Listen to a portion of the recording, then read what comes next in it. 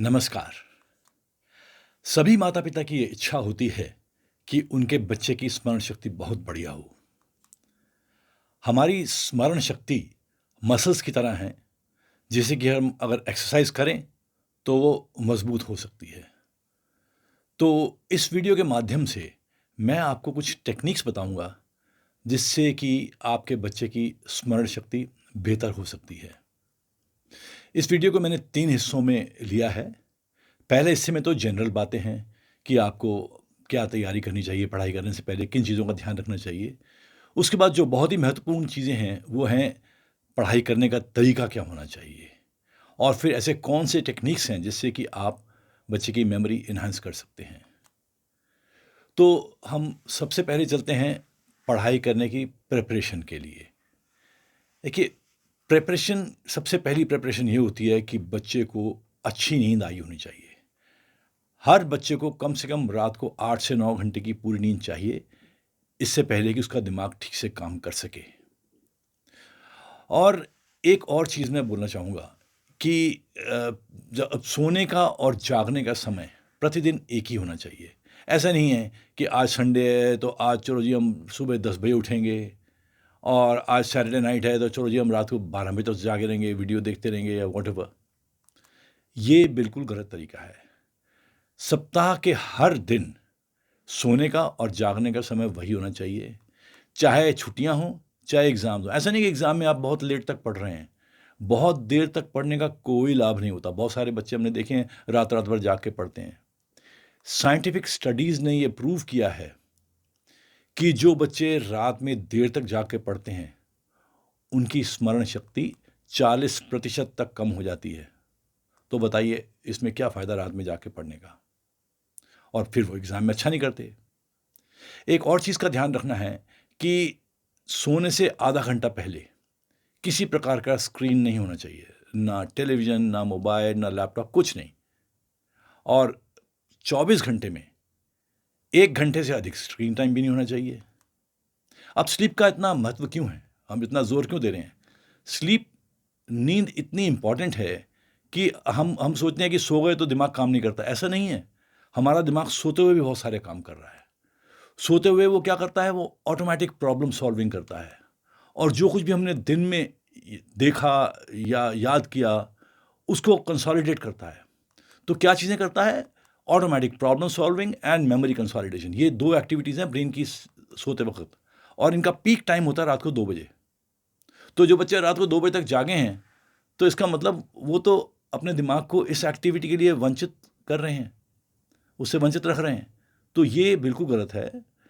आपने कई बार ऑब्जर्व किया होगा कि रात में आप कोई समस्या लेके सोए और सुबह उठे तो अचानक उसका समाधान किया हुआ मिलता है।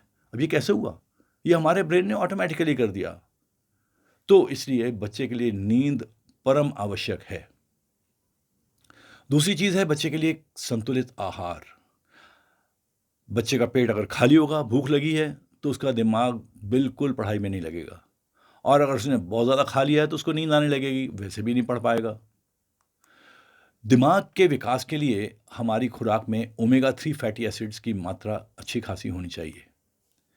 शाकाहारियों के लिए ओमेगा 3 फैटी एसिड्स मिलते हैं अखरोट से, बादाम से, या अलसी के बीज ले लीजिए, या फिर कुछ तेल हैं जैसे कि कैनोला ऑयल हो गया, इनमें प्रचुर मात्रा में होते हैं।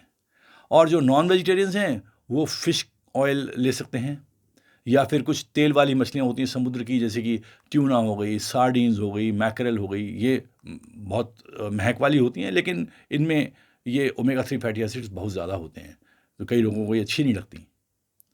इसके अलावा बच्चे को हर रोज़ फल और हरी सब्जियां ज़रूर खानी चाहिए। तीसरी चीज़ आई खेल के बारे में, फिजिकल एक्टिविटी। फिजिकल एक्टिविटी बहुत आवश्यक है बच्चे के लिए। जब बच्चा फिजिकली एक्टिव होता है तो उसके ब्रेन की सर्कुलेशन बढ़ती है, और ये देखा गया है कि जो हमारा मेमोरी सेंटर है, जिसको कि हम अपनी मेडिकल भाषा में हिप्पोकैम्पस बोलते हैं, उसका साइज बढ़ जाता है अगर हम फिजिकल एक्टिविटी करते हैं तो। एक और चीज़ है कि कई माँ बाप बच्चे को डांट डपट के कहते हैं पढ़ पढ़ पढ़, या 2 थप्पड़ लगा देते हैं। ये बिल्कुल गलत है। अगर आपने बच्चे को डांटा या पीटा पढ़ने के लिए, तो आप याद रखिए कि 2 चीज़ें जो अच्छी स्मरण शक्ति की शत्रु हैं, वो हैं भय और आक्रोश। बच्चे के मन में अगर ये दोनों में से कोई भी चीज़ होगी, डर या गुस्सा, तो बच्चा कुछ याद नहीं रख सकेगा। अगर बच्चे को मान लो किसी बात पे गुस्सा है या बच्चा बड़ा परेशान है, तो आप उसे बोलिए, जा भई जा, तू 5 मिनट 10 मिनट के लिए बाहर चले जाओ, 8-10 लंबे-लंबे साँस खींचो और फिर आके बैठ के पढ़ो।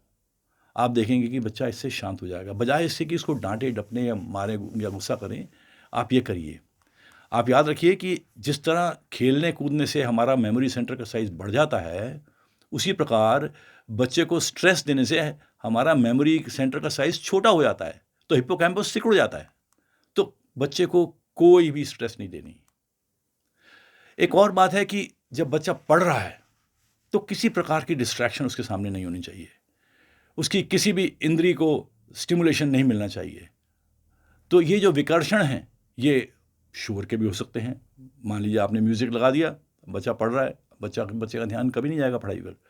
यहाँ तक कि अब जब बच्चा पढ़ रहा है, अब मान लीजिए आपने सोचा कि चलो मैं बिस्तर लगा देती हूँ कमरे में, या चलो जी मैं सफाई कर देती हूँ, या कुछ कमरे से कुछ सामान उठाने के लिए आ गए। जब आप बच्चे के विजुअल रेंज में कोई मूवमेंट करते हैं, तो बच्चे की एकाग्रता वहीं भंग हो जाती है। फिर जैसे मान लीजिए आप रसोई में बड़ी महकदार चीज़ बना रहे हैं, मान लीजिए आप बेसन भून रहे हैं, बेसन के लड्डू बना रहे हैं। अब बच्चे का ध्यान पढ़ाई से हट के सीधा बेसन के लड्डू पे जाएगा। तो पढ़ाई के समय इस बात का ध्यान रखिए कि किसी भी सेंसेस को स्टिमुलेशन नहीं मिलना चाहिए, ताकि वो बच्चा सिर्फ एकजुट होकर पढ़ाई की तरफ ध्यान दे। अब आता है बहुत important topic, technique of studying. क्या तरीका है पढ़ने का जिससे कि हमें अच्छे से याद हो सके। एक तो पहली चीज़ याद रखिए कि बच्चे को बोलिए कि भाई, इंपॉर्टेंट और अनइम्पॉर्टेंट कुछ नहीं होता किताब में, सभी कुछ इंपॉर्टेंट है। जो काले में लिखा है वो सब इंपॉर्टेंट है। तो आपको पूरा चैप्टर पढ़ना है, पूरी किताब पढ़नी है। ये नहीं कि कुछ इंपॉर्टेंट चैप्टर पढ़ दिया और अनइम्पॉर्टेंट छोड़ दिया, ऐसा कुछ नहीं होता। Everything is important. बच्चे को आप बोलिए कि जो कुछ वो पढ़ रहा है, उसकी मन में एक कृति बनाए, एक उसकी इमेज बनाए मन में, जो भी पढ़ रहा है। जब मन में इमेज बनाते हैं, विजुअल उसकी इमेजरी करते हैं, तो उससे मेमोरी और बढ़ जाती है। ये देखा गया है कि जो बच्चे बोल बोल कर पढ़ते हैं, उनको ज़्यादा अच्छा याद होता है बजाय चुप रह के पढ़ने से। अगर बच्चे ने 15-20 मिनट तक पढ़ लिया है, इसके बाद उसको बोलिए कि वो रिवाइज करे जो कुछ पढ़ा है उसने, और उसके बाद फिर अगले 15-20 मिनट तक पढ़े। अगले 15-20 मिनट पढ़ने के बाद फिर रिवाइज करे। अब 30 से 40 मिनट हो गए उसकी पढ़ाई को, अब उसको ब्रेक लेना है। आप उसको बोलिए 10 मिनट के लिए कमरे से बाहर जाए, खेले कूदे, हल्ला करे, जो मर्जी करे। ये नहीं है कि उठ के टेलीविज़न देखना शुरू कर दे या मोबाइल से खेलना शुरू कर दे, वो नहीं। आप उसको फिजिकल एक्टिविटी में, कुछ अनरिलेटेड एक्टिविटी में डाल दीजिए बच्चे को। और देखिए, एक चीज़ ध्यान रखिए कि कोई भी बच्चा 30 से 40 मिनट से अधिक एकाग्रता मेंटेन नहीं कर सकता। ये साइंटिफिकली प्रूवन चीज़ें हैं। तो इसीलिए आप देखिए कि जो स्कूल में क्लासेस होती हैं, वो 30-40 मिनट से ज़्यादा लंबी क्लास नहीं होती कभी भी। उसके बाद पीरियड चेंज हो जाता है, क्योंकि बच्चा उससे ज़्यादा कंसंट्रेशन रख ही नहीं सकता। अब जब 30-40 मिनट के बाद जो 10 मिनट की ब्रेक लेकर के खेल के आया है, तो बच्चे को वही चैप्टर दोबारा नहीं पढ़ना। अब उसको कोई नया टॉपिक पढ़ना है। जैसे कि हमारे स्कूल में होता है, एक क्लास के बाद दूसरी क्लास अलग होती है। ऐसा नहीं कि एक पूरा दिन मैथमेटिक्स के लिए चल गया या एक पूरा दिन साइंस के लिए चल गया, ऐसा नहीं होता। मिक्स एंड मैच होता है हमेशा। तो उसी तरीके से बच्चे को आप अलग सब्जेक्ट पढ़ने के लिए कहिए। अगर उसने पुराना सब्जेक्ट पढ़ना है, तो कम से कम 4 घंटे का गैप होना चाहिए, इससे पहले कि उस पुराने वाले सब्जेक्ट को टच भी करे। इसकी मेमोरी बढ़ाने के लिए आप उसको थोड़ा-थोड़ा टाइम बढ़ा करके रिवाइज़ करवाएँ। उसे बोले, भाई उसी टॉपिक को अब 1 दिन के बाद पढ़ो, अब उसी टॉपिक को 3 दिन के बाद पढ़िए, फिर 1 सप्ताह के बाद पढ़िए, फिर 2 सप्ताह के बाद पढ़िए। इस तरीके से वो उसकी लॉन्ग टर्म मेमोरी में वो चैप्टर घुस जाएगा। और एक चीज़ और ध्यान रखिए कि उसको आप एक किताब के पीछे जो होते हैं, जो क्वेश्चंस दिए होते हैं, उसको बोलिए उनका ज़रूर सॉल्व करें, उनको ज़रूर सॉल्व करें। और कोशिश करें कि खाली बैठे हुए जो कुछ भी पढ़ा है वो अपना बिना किताब की तरफ देखे, मेंटली रिकॉल करे कि भाई मैंने ये पढ़ा था, वो पढ़ा था, वहाँ पे ये लिखा था। बुक्स या नोट्स में देखे नहीं, बस मेंटली रिकॉल करे, एक्टिव रिकॉल बोलते हैं इसको, और ये मेमोरी की बहुत बड़ी हेल्प करता है। दूसरा, बच्चे को हमेशा जिज्ञासु होना चाहिए। उसको क्यूरियोसिटी होनी चाहिए कि अगर ये किताब में लिखा है तो ये ऐसा क्यों हुआ, कैसे हुआ, ये क्यों और कैसे वाला जिज्ञासा बच्चे में हमेशा होनी चाहिए। और अब मैं बात करूँगा आपका जो मेमोरी टेक्निक्स के बारे में। आप क्या-क्या बच्चे को आप टेक्निक्स दे सकते हैं जिसकी वजह से बच्चे की मेमोरी इम्प्रूव हो जाए।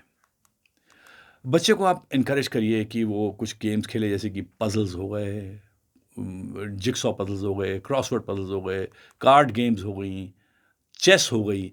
ये सारी गेम्स दिमाग को तेज़ करती हैं। ये दिमाग की ग्रोथ के लिए बहुत अच्छी हैं।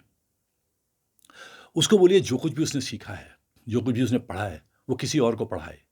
चाहे वो उसके दादा-दादी हों, चाहे नाना-नानी हों, चाहे कोई छोटा भाई हो, बड़ा भाई हो, बड़ी बहन हो, कोई भी हो, परिवार का कोई सदस्य हो या कोई मित्र हो, किसी को भी वो पढ़ाए। पढ़ाना याद रखने का सबसे बढ़िया तरीका है। फिर कुछ ट्रिक्स हैं, जैसे कि निमोनिक्स। अब निमोनिक्स क्या होता है? निमोनिक्स का मतलब है कि आपने मान लीजिए कोई सीरियल ऑर्डर में कोई चीज़ याद रखनी है। तो जो चीज़ याद रखनी है, उसके पहले शब्द को लेकर के आपने एक वर्ड बनाया और उसके सारे शब्दों के एक सेंटेंस बना दिया। जैसे कि उदाहरण के तौर पे मान लीजिए आपने सोलर सिस्टम में प्लैनेट्स सूर्य से के साथ मतलब कैसे अलाइन्ड हैं, सूर्य के नज़दीक कौन-सा है, सूर्य से सबसे दूर कौन-सा है, इसी सीरियल ऑर्डर में आपको याद रखना है। वैसे देखने में वैसे ये काफ़ी कठिन काम है, इतना आसान नहीं है याद रखना। तो उसके लिए एक निमोनिक है, जो कि आप बड़ा सिंपल सा निमोनिक है, जो कि इंटरेस्टिंग है। वह है, मेरी वेरी एजुकेटेड मौसी जस्ट सर्व्ड अस नाइस पूरीज। अब मेरी का एम लिया तो मर्करी बन गया, वेरी का वी लिया तो वीनस बन गया, एजुकेटेड का ई लिया तो अर्थ बन गया, मौसी का एम लिया तो मार्स बन गया, जी जस्ट का जुपिटर जे लिया तो जुपिटर बन गया, और सर्व्ड का एस लिया तो सैटर्न बन गया, अस का यूरेनस, नाइस का नेपट्यून और पूरीज का प्लूटो। तो बड़ा आसान है, Mercury, Venus, Earth, Mars, Jupiter, Saturn, Uranus, Neptune, Pluto, इसी ऑर्डर में होते हैं ये। इसके अलावा एक और ट्रिक होता है, उसे बोलते हैं एक्रोनिम्स। एक्रोनिम का मतलब है बच्चा जो उस चीज़ को सीरियल ऑर्डर में याद रखना है, उनका पहला शब्द ले और उनको मिला करके एक नया शब्द क्रिएट कर दे, चाहे उसकी कोई सेंस ना हो। इसका बड़ा एक पॉपुलर उदाहरण है विबग्योर। विबग्योर है इंद्रधनुष के रंगों पर का बना हुआ है। ये सभी लोग इस्तेमाल करते हैं, हमने भी बचपन में पढ़ा है, आपने भी पढ़ा होगा। V for violet, I for indigo, B for blue, G for green, Y for yellow, O for orange and R for red. इसी सीरियल ऑर्डर में कलर्स होते हैं रेनबो में। तो ये कुछ टेक्निक्स हैं जो कि बच्चा अपने आप डेवलप कर सकता है और अपने पढ़ाई लिखाई में एम्प्लॉय कर सकता है। बच्चे को कुछ नई स्किल्स सीखने के लिए आप प्रोत्साहित करिए। जैसे कि कोई नई लैंग्वेज है, मान लीजिए बच्चा कोई इंडियन लैंग्वेज सीख सकता है, नॉर्थ इंडियन है तो उसको बोलो तमिल सीख ले, कन्नड़ सीख ले, फ्रेंच सीख ले, कोई सी भी जर्मन सीख ले, मतलब कोई भी नई लैंग्वेज सीख ले। या फिर म्यूज़िक। म्यूज़िक एक बहुत ही बढ़िया तरीका है मेमोरी बढ़ाने का। आप देखिए कि विदेशों में सभी सभी विकसित देशों में सभी बच्चों को म्यूज़िक की कुछ ना कुछ ट्रेनिंग ज़रूर दी जाती है। एक जो माँ-बाप का कर्तव्य है, जो उनको निभाना है, जो बच्चे ने नहीं करना, वो है बच्चे की प्रशंसा करना। बच्चा छोटा-सा भी काम ठीक करे, आप उसे प्रशंसा दीजिए कि वाह, वाह! तूने बहुत बढ़िया काम किया, तूने आज बहुत अच्छा किया। ये आप जब प्रशंसा देते हैं बच्चे को, तो बच्चा इससे प्रोत्साहित महसूस होता है। उसको अपनी एस्टीम उसकी बेहतर महसूस होती है और फिर वो अपनी एस्टीम बढ़िया रखने के लिए और बेहतर परफॉर्म करने की कोशिश करता है। वो चाहता है कि मैं माँ बाप की नज़र में हमेशा अच्छा बच्चा बना रहूँ, तो वो अच्छा बच्चा बनेगा। तो आप कभी भी डांटिए डपटिए नहीं, हमेशा बच्चे की प्रशंसा कीजिए। ज़रा सा भी छोटा काम अच्छा करे तो आप उसकी प्रशंसा कीजिए।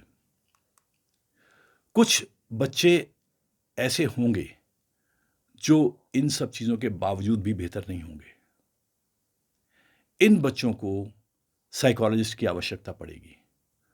हो सकता है उनका आईक्यू कम हो, हो सकता है उनके अंदर कोई लर्निंग डिसेबिलिटी हो, या कई एक चीज़ होती है attention deficit hyper activity disorder, जिसे ADHD बोलते हैं, वो हो। अब ऐसी स्थिति में हो सकता है उनको एक स्पेशल एजुकेटर की ज़रूरत हो। तो अगर ये सब काम आपको फ़ायदा नहीं करते तो आप एक साइकोलॉजिस्ट की सलाह ज़रूर लीजिए। मुझे आशा है कि मैंने जो आपको टिप्स बताए हैं, इनको आप अपने जीवन में प्रयोग में लाएँगे और बच्चे इसका लाभ उठाएँगे। धन्यवाद।